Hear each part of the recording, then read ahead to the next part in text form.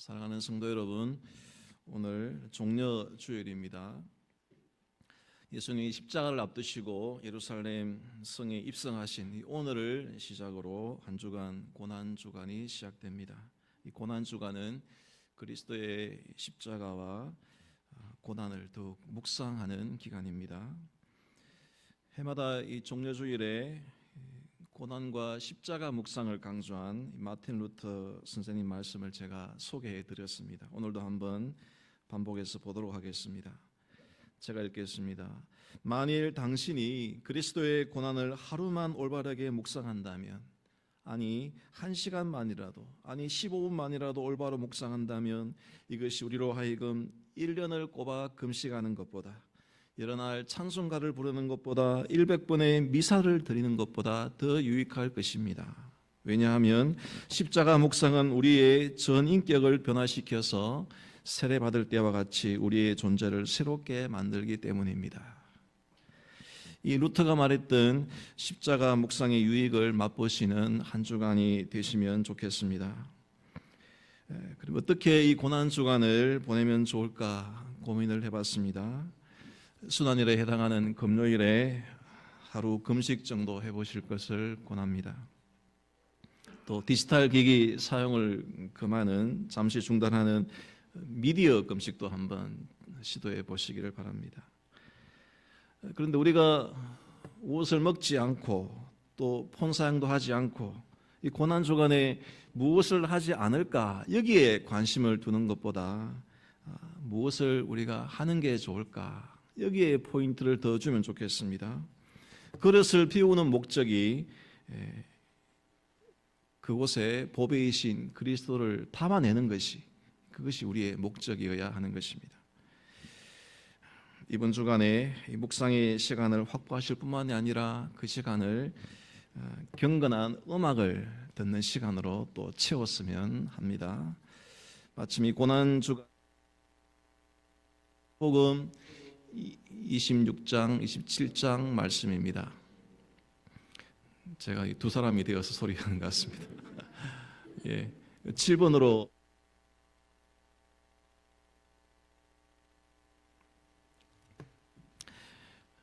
새벽 본문 순서에 따라서 음악의 아버지라고 불리는 유명한 분 계시죠. 요한 세바스찬 바흐가 그의 대표작 마태 순환곡을 작곡했습니다. 이 바흐는 독일 개신교 신자입니다. 바흐는 루터의 종교역지 독일에서 자라고 활동하면서 종교개혁의 신학과 신앙이 그의 음악에 깊숙이 자리 잡고 있습니다. 제일 처음으로 원래 세팅해 주시죠.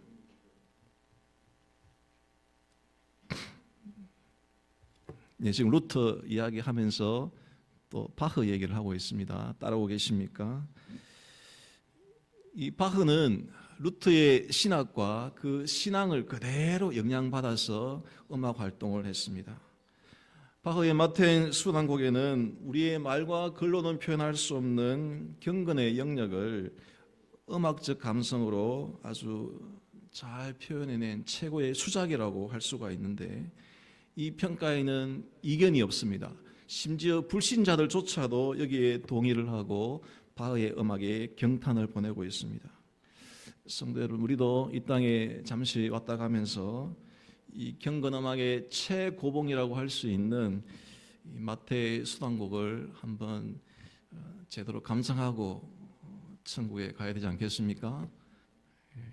그래야 천국에 가서 우리가 바흐를 만나면 할 말이 있지 않겠습니까? 우리 학생들 신나는 아이돌 음악도 좋지만은 그와는 차원이 다른 이 클래식 음악도 있다는 것을 한번 경험해 보시기를 바랍니다. 안 되면 제가 그냥 생 목소리로 하겠습니다. 마이크 다 꺼주시고. 뒤에 잘 들리십니까? 예, 귀를 잘 기울여 주시기 바랍니다. 이 마태 순환곡은 2시간 반 이상이 걸리기 때문에 대곡이라서 한 번에 감상하기가 쉽지 않습니다. 당연히 이번 주간에 해당하는 본문이 순환곡 2부에 해당하는 분량이기 때문에 제가 새벽 설교에 맞추어서 편집하다 보니까 짧게는 하루에 10분에서 20분 가량 할당이 됐습니다. 하루에 10분, 20분 정도 시간 낼 수 있으시겠지요. 마태복음 새벽 설교 파일도 들으시고 또 마태 순환곡 감상도 하시면서 우리의 빈 마음을 그리스도와 십자가의 묵상으로 채워 보시기를 바랍니다. 이 말씀을 듣고 감상하면서 끝까지 적용까지는 안 하셔도 되겠습니다. 루터의 말처럼 제대로 묵상하기만 해도 십자가의 묵상은 그 자체로 유익이 되기 때문입니다. 그래서 저도 오늘 이 설교에서 적용을 하기보다는 그리스도를 묵상하는 데 집중하고자 합니다. 본문을 통해서 성경 전체를 통해 연주되는 그리스도와 십자가 묵상의 이 음악의 감상에 집중하자, 이런 요지로 말씀을 전하도록 하겠습니다. 첫 번째 대지입니다. 아버지와 아들의 동행입니다. 성도 여러분이 성경을 음악에 비유하면 하나님의 구원의 역사가 연주되고 있는 교향곡이라고 할 수가 있습니다. 오케스트라의 수많은 악기들이 아름다운 화음을 만들어내면서 교향곡을 연주하지 않습니까? 서로 악기들이 다르지만 각자의 개성이 모아져서 작곡가가 원하는 선율을 만들어냅니다. 성경의 66권 내용이 다르고 저자도 다양하지만 구원자 예수 그리스도를 주인공으로 하는 구원 역사가 흘러가면서 연주가 되고 있는 것입니다. 여러분, 노래나 연주곡을 들으면 항상 그 주제 선율이 거기에 담겨 있습니다. 노래 한 곡에 익숙해지면은 음악 속에 반복되는 주제 선율을 우리가 기억하게 됩니다. 베토벤의 운명교향곡 떠올리시면은 그 주된 음악 있지 않습니까? 미미미도 멜레시 하는 그 음악이 기억되는 것처럼 이 마태의 순환곡 68곡의 대곡이 있는데 거기에도 반복되는 주제곡이 있습니다. 아까 우리가 예배전에 불렀던, 조금 전에 불렀던 코랄 찬송 145장이 마태 순환곡에서 여러 번 반복이 됩니다. 성도 여러분, 하나님께서 이 성경이라는 교향곡 속에 반복되는 선율을 여러 형태로 작곡을 해놓으셨습니다. 지난주에 보았던 그 출애굽의 6월절의 테마가 그러합니다. 애굽에서 이스라엘 백성들을 출애굽 하나님 하시지 않습니까? 그 전에 창세기에 보면은 아브라함이 애굽에 내려가서 아내를 빼앗길 뻔하다가 출애굽하는 것을 성경에서 볼 수 있습니다. 가나안 땅에 들어가서도 또 포로가 되지 않습니까? 그때는 출애굽의 다른 형태로 출 바벨론, 출 페르시아 하면서 이 출애굽의 테마가 반복이 되는 것입니다. 결정적으로는 예수 그리스도를 통해서 이 땅으로부터 출세상하는 그 출애굽의 테마가 성경의 마무리가 되는 것입니다. 이 출애굽의 테마는 성경 교향곡에서 주 선율이 아니라 보조 선율이라고 할 수가 있습니다. 그러면 성경의 주된 테마, 주된 선율은 무엇이겠습니까? 지금 우리가 지나고 있는 이 절기, 그리스도의 죽으심과 부활의 승리의 이 노래가 성경의 주된 테마이고 주된 선율입니다. 그리고 오늘 읽은 이 창세기 22장에서 그 노래가 뚜렷하고 울창하게 보이고 있습니다. 그보다 앞서서는 성경 문제 풀이에서 보았듯이 창세기 3장 15절에 원시복음에서 뭐라고 나옵니까? 여인의 후손은 내 머리를 상하게 할 것이고 너는 그의 발꿈치를 상하게 할 것이라. 이 말씀으로 시작해서 오늘도 그 테마가 뚜렷하게 보여지고 있습니다. 오늘 본문을 들어가 보시면은 아버지와 아들이 이스라엘의 한 산을 올라가고 있습니다. 아버지의 이름은 아브라함이고 아들의 이름은 이삭입니다. 그 산의 이름은 모리아 산입니다. 아브라함과 이삭이 산을 오르고 있습니다. 이 아버지와 아들 두 사람이 함께 걸어갔다 해서 오늘 제목에 동행이란 말을 적어 놓았습니다. 8절에도 함께 나아갔다 되어 있는데 역시 동행이라는 단어가 적혀 있습니다. 이 아버지 아브라함과 아들 이삭이 함께 동행해서 걸어간 그 길을 실제로 한번 보여드리겠습니다. 화면을 참고해 보시면은 예루살렘 남쪽에서 찍은 항공 사진입니다. 아브라함이 이삭과 함께 올라간 저 산을 모리아 산이라고 부릅니다. 저 모리아 산이 있는 지역을 예루살렘이라고 부르지요. 아브라함 이곳을 저 아래서부터 사흘길을 걸쳐서 올라왔습니다. 저 남방 브엘사바에서 아들 이삭을 번제로 바치라 하는 명령에 즉시로 순종해서 저 우측 아래에 있는 기드론 골짜기까지 이르렀습니다. 자, 그리고 이 골짜기 아래에서 위로 올라가서 저 붉은색 모양을 따라 걸어갔습니다. 저 붉은색으로 표시된 길을 비아 돌로로사라고 해서 라틴어로 비아 길이란 뜻이고 돌로로사 슬픔 뜻으로 슬픔의 길, 고난의 길, 비운의 길이라는 뜻을 가지고 있습니다. 그때는 저런 성벽이나 건물이 없었겠지요. 저 길이 어디서 끝이 나느냐? 골고다라고 하는 언덕에서 끝이 납니다. 골고다라고 하니까 많이 들어본 장소이지 않습니까? 아브라함이 이 산 위에 올라서 이삭과 함께 이곳에서 제단을 쌓았습니다. 제가 제단도 한번 그려봤습니다. 성도 여러분, 저 길을 세월이 흘러서 2000년의 세월이 흘러서 똑같이 저 길을 걸어간 분이 계시는데 누구십니까? 예수님께서 저 길을 걸어가셨습니다. 비아 돌로로사가 끝나는 저 골고다에 가시면은 지금도 예수님의 죽음을 기념하는 성묘교회라고 해서 거룩한 교회, 거룩한 무덤 교회라고 해서 건물이 세워져 있습니다. 저 안에 들어가 보시면 이런 모자이크 그림이 그려져 있습니다. 제가 찍은 사진입니다. 바로 오늘 보면 창세기 22장에서 아브라함 이삭을 죽이려는 장면이 나옵니다. 예수님이 죽으신 저 장소에 2000년 전에 아브라함과 이삭의 사건이 저곳에 그려져 있는 것이 놀라운 일이지 않습니까? 왜 예수님이 죽으신 장소에 아브라함과 이삭이 그려져 있습니까? 그것은 아브라함과 이삭이 걸어갔던 저 길이 예수님이 걸어가신 길과 실제로 동일하고 또 걸어가시는 모습이 너무나도 닮았기 때문에 교회 역사 가운데서도 아브라함이 이삭을 바치는 저 사건을 예수님의 십자가 사건으로 자연스럽게 이해를 했던 것입니다. 성도 여러분, 내가 곧 길이요 진리요 생명이라고 하신 그 예수님만이 아버지께로 이르는 유일한 길됨을 우리가 암송하고 고백을 했습니다. 그런데 저 길은 예수님 혼자 걸어가신 길이 아니고 사실은 아버지께서 위에서 지켜보시고 아버지께서 함께 걸어가신 길입니다.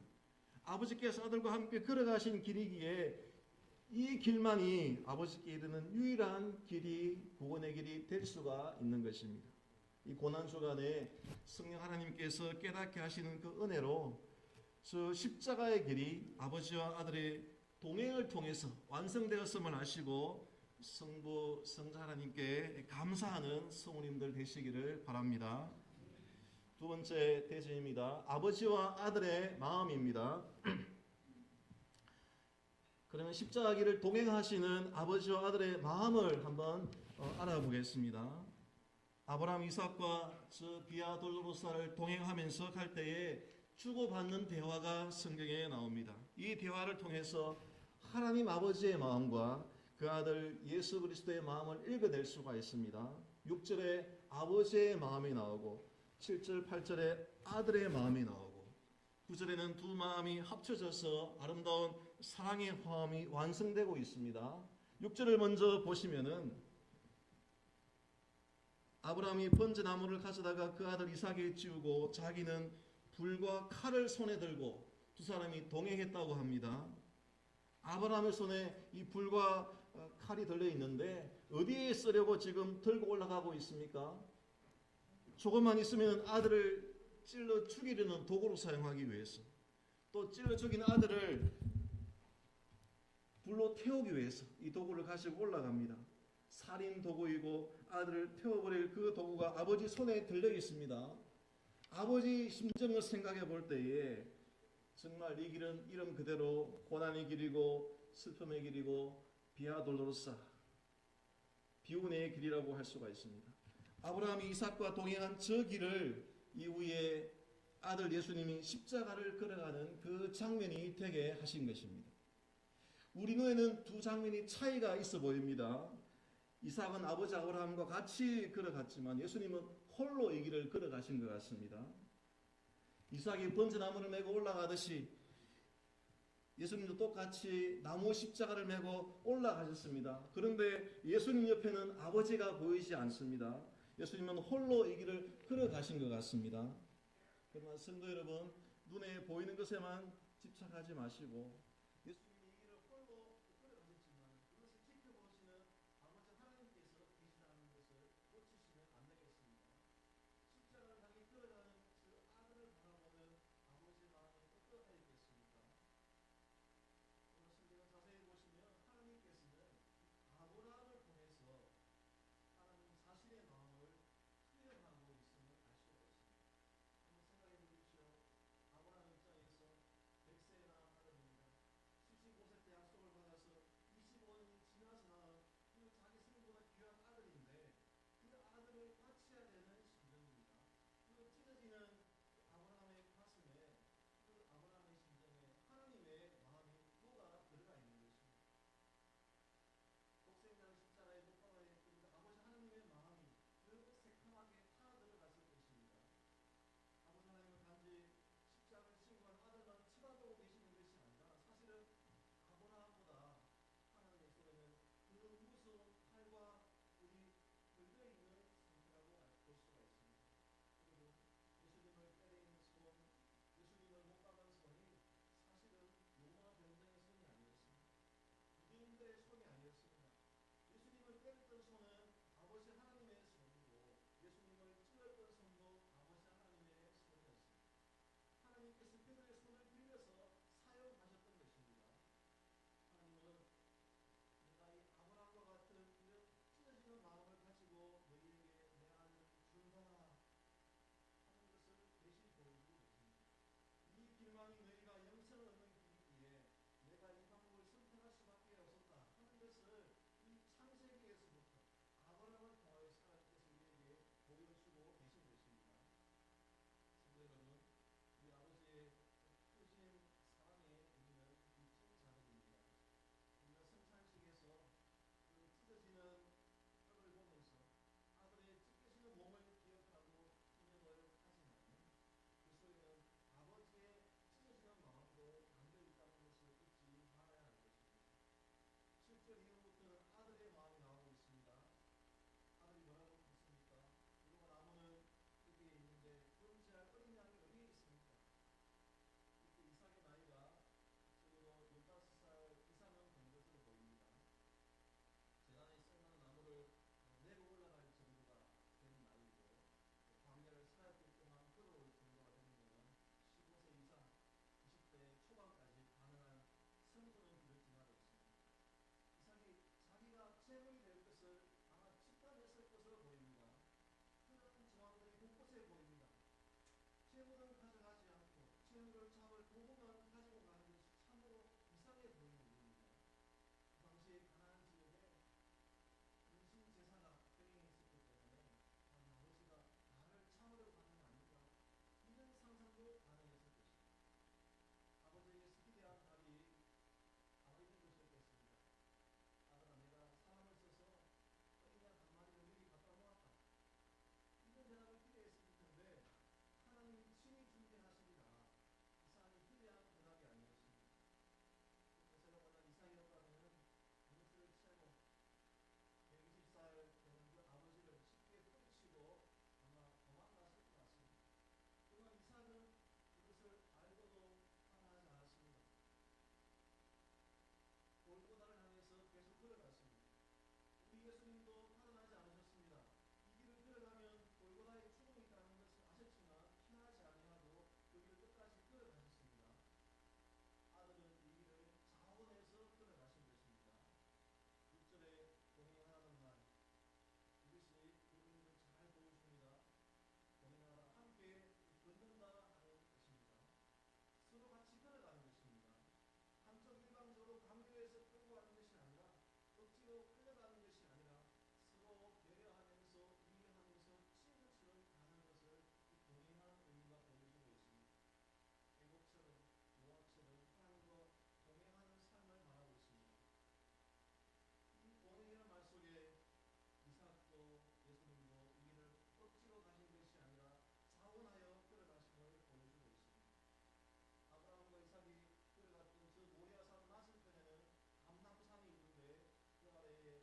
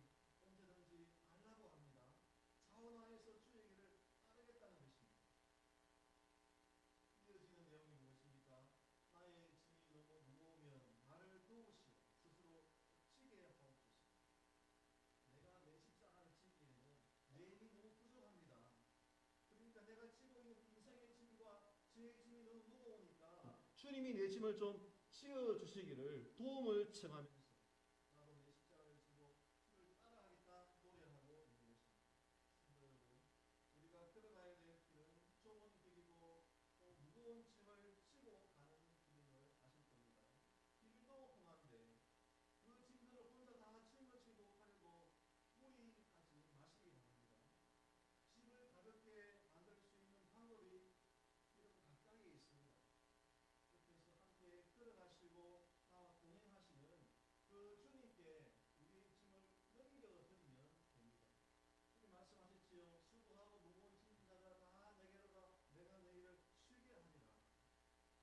이 일을 위해 하나님께서 자기 아들을 아끼지 아니하시고 우리에게 보내주셨고 또 그 아들은 우리의 모든 죄짐을 짊어지시고 십자가의 길을 가셨습니다. 우리의 인생길에 가장 좋은 동반자시고 친구가 되시는 그 주님께 내가 칠 수 없는 짐들을 맡기시고 우리는 뭘 지면 됩니까? 내가 짊어질 수 있는 짐, 어떤 짐입니까? 형제들의 짐을 함께 지면 되는 것입니다. 우리 갈라디아서 6장 1절 말씀 같이 읽어보겠습니다. 시작. 너희가 짐을 서로 지라 그리하여 그리스도의 몸을 성취하라. 아멘. 우리 주님의 십자가 칠 수가 없고 또 내 짐을 스스로 칠 수도 없지만 형제의 무거운 짐을 함께 지고 갈 수가 있습니다. 연약한 성도를 돌아보면서 믿음의 길을 걸어가도록 격려해 주시고 함께 봉사의 짐을 나눠지면서 교회 공동체를 세워 가시기를 바랍니다. 성도 여러분, 하나님께서는 그 시작하신 이 구원의 교향곡 연주를 아직 끝내지 않으셨습니다. 아직 우리의 연주가 남아있다는 말씀입니다. 삼위 하나님께서 십자가와 부활이라는 이 주된 선율을 담은 웅장한 곡을 멋진 화음으로 먼저 연주해 주셨습니다. 우리가 연주해야 될 악보의 주제를 하나님께서 완성해 주신 것입니다. 이제 우리 각자는 우리에게 주어진 악기로 나에게 주어진 이 악보를 아름답게 연주해 나가면 이 구원의 교향곡이 완성이 되는 것입니다. 이 아름다운 연주를 하기 위해서 인내와 연습이 필요합니다. 무엇보다 필요한 것은 먼저 이 시범을 보여주신 삼위 하나님의 연주를 잘 듣고 감상을 해야 합니다. 감상을 잘해서 듣는 귀가 열려야 되겠습니다. 이 고난주간을 통해서 아버지와 아들께서 함께 십자가의 길을 걸어가시고 동행하시며 연주하신 음악을 귀담아 들으시기를 바랍니다. 슬픔이 배인 연주를 들으시면서도 동시에 얼마나 달콤한 연주인지도 느껴보시기를 바랍니다. 그리하여서 다가오는 부활절에 감사와 찬송으로 맞이하는 성모님들 되시기를 간절히 바랍니다. 154장 찬송하겠습니다.